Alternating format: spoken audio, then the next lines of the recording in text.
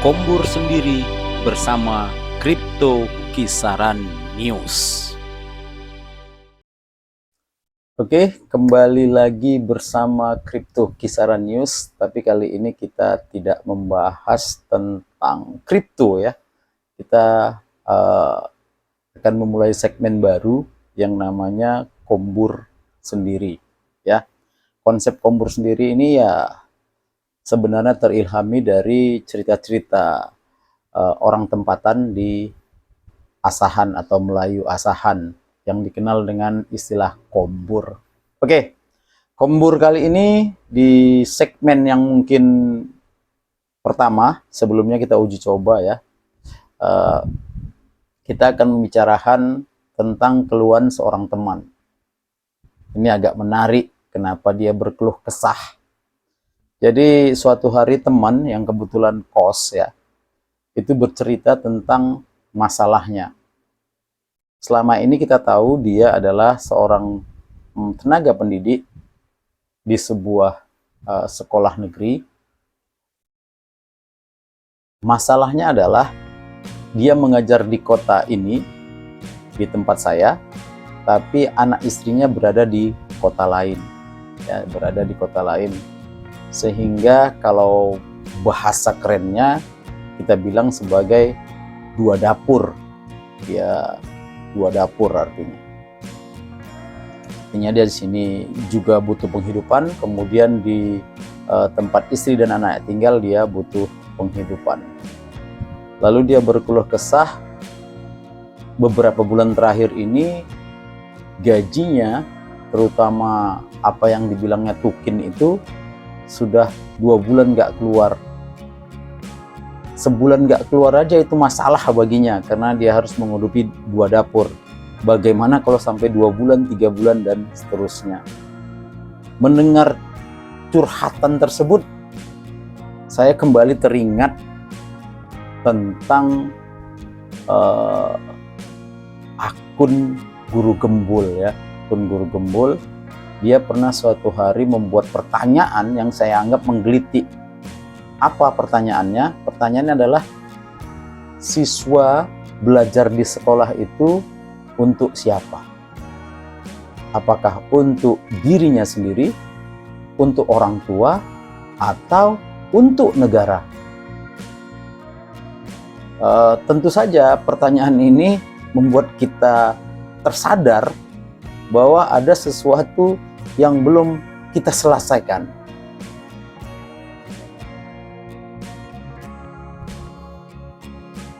Kenapa ini kita anggap belum terselesaikan? Karena ketika Guru Gembul memberikan opsi jawaban, ya, jawabannya pribadi, orang tua, atau negara, maka masing-masing jawaban itu memiliki konsekuensi. Kita ambil contoh kalau kita sekolah atau murid-murid sekolah saat ini itu demi dirinya sendiri, ya, berarti otomatis siswa itu apapun alasannya harus bersedia membayar atau membiayai pendidikannya karena pendidikannya adalah untuk dirinya sendiri. Artinya apa yang dia buat sekarang adalah untuk masa depannya sendiri. Sebaliknya kalau untuk orang tua, karena mungkin saja siswa itu adalah investasi masa depan orang tua secara materi ya, bukan secara agama, kita bicarakan secara materi, maka orang tua juga punya berkewajiban untuk membiayai pendidikan untuk masa depan anaknya. Tapi yang paling krusial, ini yang paling krusial adalah kalau pendidikan anak-anak kita sekolah saat ini itu adalah untuk negara. Jadi Guru Gembul mengatakan bahwa kalau memang anak-anak kita sekarang itu yang bersekolah ya untuk negara, maka otomatis negara harusnya ya menggratiskan seluruh biaya pendidikan. Kalau bisa dari tingkat sekolah dasar sampai menempuh S2, magister. Karena mereka untuk negara. Ya. Kalau konsep ini kita pegang, maka otomatis mungkin kita tidak akan mengalami hal-hal yang seperti ini. Sudah hampir lebih dari 78 tahun merdeka, ternyata kita belum bisa berbuat banyak untuk negara kita sendiri ataupun berbuat banyak untuk negara-negara di sekitar kita. Oke, sekarang ya, kalau analogi yang sama ya terkait dengan cerita teman saya tadi, kita buat analogi guru bekerja untuk siapa. Tapi saya buat ya guru di sini pakai tanda kutip karena sebenarnya guru itu bahasanya sudah berubah jauh. Sekarang istilah guru itu dikaburkan dengan tenaga pendidik dan tenaga pendidikan. Nanti kita bahas di lain kesempatan beda tenaga pendidik dan tenaga pendidikan serta guru. Oke, kita lanjutkan. Kembali ke persoalan tadi, kalau kita bertanya guru bekerja untuk siapa, jawabannya mungkin kita bisa ambil option-option yang dipilihkan dari akun Guru Gembul. Yang pertama pribadi, kemudian keluarga, atau yang ketiga negara. Jadi kalau guru bekerja untuk pribadi, berarti semua pendapatannya ketika dia bekerja sebagai seorang guru, kita anggap adalah untuk memenuhi kebutuhannya pribadi, gaya hidupnya, semuanya. Dan kalau begitu, maka pasti dan saya yakin guru yang bekerja untuk diri sendirinya akan berusaha memenuhi semua aspek kebutuhannya dengan cara guru bekerja secara profesional. Karena kalau tidak profesional, berarti gurunya akan hilang dengan sendirinya dan dia nggak akan mungkin berkelanjutan sebagai guru kalau tidak terus mengupdate dirinya sendiri. Kenapa demikian? Karena guru dengan predikat misalnya profesional, dia sudah mendapat gaji yang cukup layak dan bisa memenuhi kebutuhan pribadinya. Begitu juga kalau guru bekerja untuk keluarganya, otomatis hampir sama, cuman bebannya semakin banyak orang yang harus ditanggung-jawabi. Ada anak dan istri, ya, ada anak dan istri. Ini yang perlu kita garis bawahi. Jadi guru itu mau dia guru honor atau guru ASN, dia punya tanggung jawab. Kalau misalnya gaji gurunya saja untuk penghidupan pribadinya saja sehari-hari tidak cukup, bagaimana dengan menghidupi keluarganya? Oke, sekarang kalau kita bicarakan jawaban alternatif yang ketiga, ini yang cukup menarik. Yang ketiga, kalau guru bekerja untuk negara, maka seharusnya apa-apa yang dikerjakan guru dalam membelajarkan siswanya sepenuhnya ditanggung oleh negara dalam hal penggajian.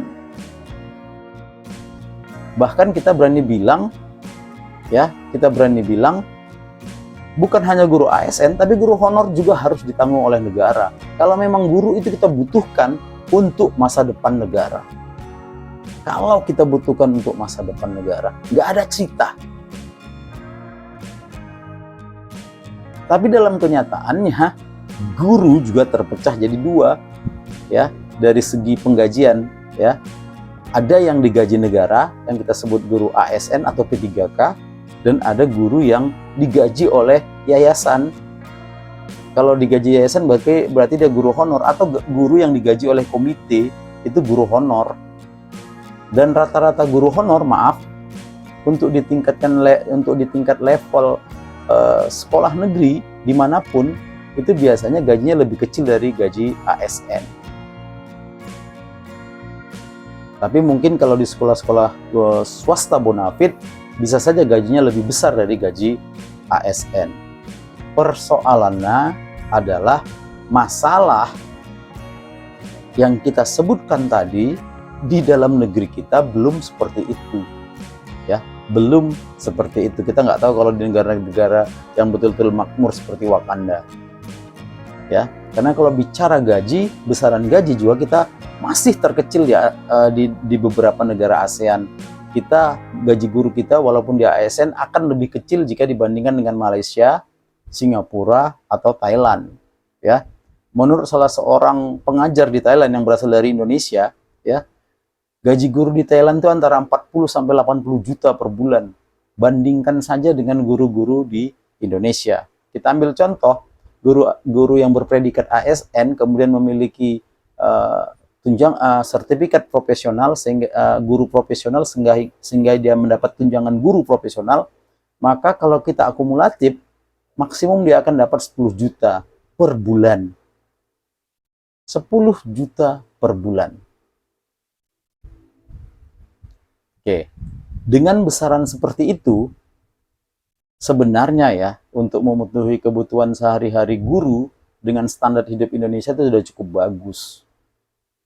Cuman masalahnya semua ASN sebelum sampai era hari ini, ya, semua ASN, semua guru yang berstatus pegawai negeri itu dari awal itu rata-rata sudah terjebak dengan utang di bank. Sebenarnya ini sangat miris. Kenapa saya bilang sangat miris? Karena saya nggak tahu bagaimana cara berpikir kita atau pemerintah berpikir budaya hutang itu sangat digembar-gemborkan dengan iklan. Kalau selama ini misalnya bank-bank itu memberikan kredit dengan promo ke sekolah-sekolah, kalau sekarang kita lihat sangat masif. Bahkan di YouTube iklannya rata-rata iklan tentang mengambil pinjaman atau berhutang secara online. Ini luar biasa. Jadi guru Indonesia itu sebenarnya yang ASN udah terjebak di situ dari awal. Itu yang pertama. Yang kedua, realistisnya, apakah kita bekerja untuk negara, pribadi atau keluarga, ini juga saya rasa perlu diperjelas kembali. Kalau guru ASN dianggap bekerja sebagai untuk negara, maka otomatis harusnya kendala yang seperti dialami teman tadi itu tidak terjadi. Kenapa tidak terjadi? Kalau saya bilang tadi 10 juta per bulan itu dianggap sudah bisa memenuhi standar hidup di Indonesia, kalau dia jatuhnya atau sampainya tiap bulan sesuai dengan tanggal yang dibutuhkan. Sesuai tanggal yang dibutuhkan. Ini alangkah anehnya ketika ada orang-orang yang bekerja untuk negara, ternyata untuk hal penghasilannya saja itu nggak bisa kita penuhi berjalan rutin tiap bulan. Menyesakkan sekali memang.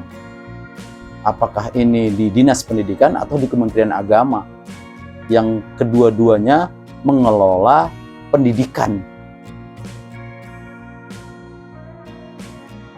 Kita seperti miris kalau ada yang harusnya bisa memenuhi kebutuhannya ternyata gagal. Kita harus hutang sana sini sebelum itu keluar. Ini kan memalukan. Seperti saya bilang tadi, budaya utang itu saya nggak tahu apakah ini disengaja, karena dari awal semua PNS itu, semua ASN itu udah terjebak utang. Kemudian di bulan-bulan lainnya ketika kebutuhan sudah meningkat, misalnya dia sudah punya anak semakin besar, ada yang kuliah, lalu dengan gaji yang terlambat itu diharapkan dia bisa memenuhi kebutuhan pendidikan anak, misalnya sandang pangan di keluarga misalnya. Ini kan logika yang sangat aneh sekali. Terus terang sangat aneh. Jadi ternyata guru itu, walau misalnya yang ASN bekerja untuk negara, tapi ada sengaja oknum-oknum yang di atas pejabat guru itu memperlambat gajinya. Ini yang sebenarnya perlu dibenahi dengan benar. Mungkin kita tidak bisa berharap seperti Kaisar Hirohito ketika Jepang kalah perang di Perang Dunia Kedua. Orang yang pertama dia panggil itu, coba kamu kumpulkan berapa guru yang ada. Berapa guru yang masih hidup dan bisa produktif untuk mengajarkan. Di tempat kita ada sengaja oknum-oknum pejabat ya yang memperlambat hal itu. Ini kita harus mulai ke sana arah berpikirnya. Kalau memang guru bekerja untuk negara, tolong ya, khususnya pemerintah atau secara khusus Dinas Pendidikan atau Kementerian Agama juga berpikir yang sama.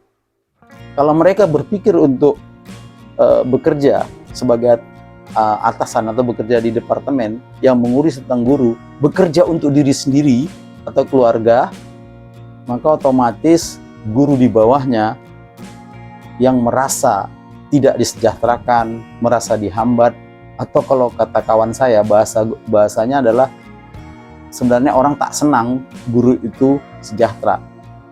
Istilah 4S, senang melihat orang susah, susah melihat orang senang, itu nampak nyata pada perlakuan untuk guru.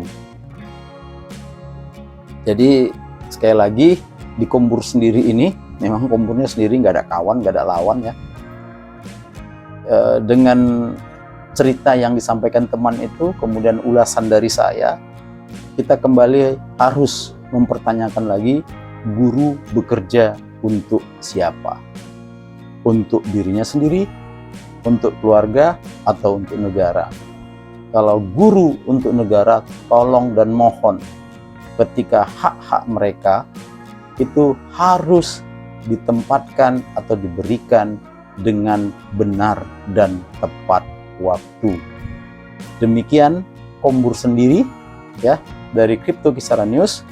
Mudah-mudahan bermanfaat. Kalau ada komentar-komentar tentang perbaikan nasib guru, tentang perlakuan yang dilakukan negara terhadap guru, mohon dibuat di kolom komentar agar kita bisa saling berdiskusi, karena sekarang memang sudah banyak rekan-rekan guru yang sudah mulai menyuarakannya. Karena kalau ini kita biarkan, maka pendidikan kita itu akan perlahan-lahan ya tidak punya makna apa-apa kecuali sekedar ijazah. Ingat lagi komentar Rocky Gerung, ya, ijazah bukan menunjukkan kita pernah berpikir, tapi hanya menunjukkan kita pernah sekolah. Demikian, kalau Anda suka dengan Kombur sendiri, silakan like, klik lonceng, kemudian subscribe, karena subscribe itu gratis. Ketemu lagi di Kombur sendiri berikutnya.